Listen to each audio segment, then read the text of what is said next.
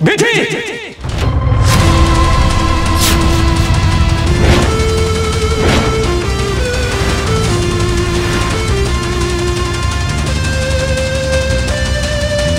এসব কি এসব কি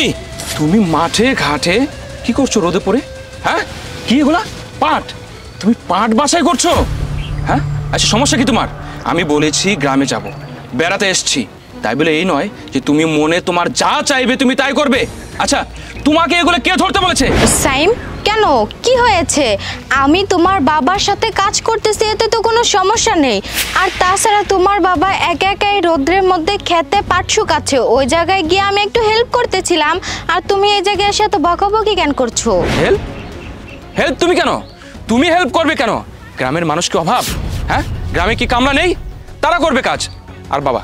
তুমি কি জানো ও কোন বংশের মেয়ে হ্যাঁ আজকে যদি ওর বাবা জানতে পারে যে ওনার মেয়ে আমার গ্রামের বাড়িতে এসে মাঠে ঘাটে রোদে পড়ে কাজ করছে তাহলে তো আমার চাকরিটা চলে যাবে সাথে সাথে আমার সংসারটা ভেঙে যাবে আর শুভ তুই কেমন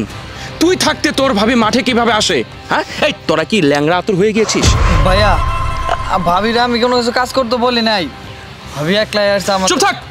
আর একটা কথা বলবি না মুখটা চাচ্ছে যে মেরে এক জায়গাটার মধ্যে বসে দিই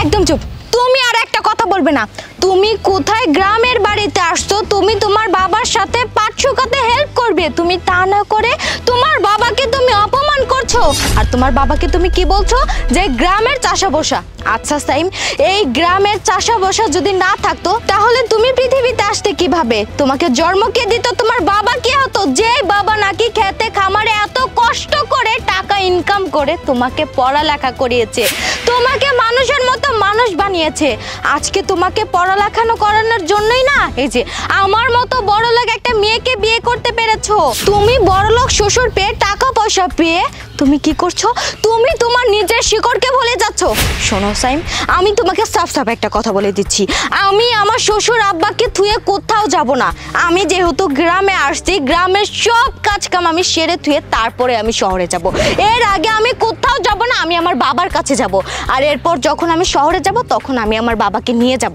বুঝতে পেরেছো বিথি থাক আর বলো না আসলে আমার ভুল হয়ে গিয়েছে আমি গ্রামের ছেলে আমার বাবা চাষা পোষা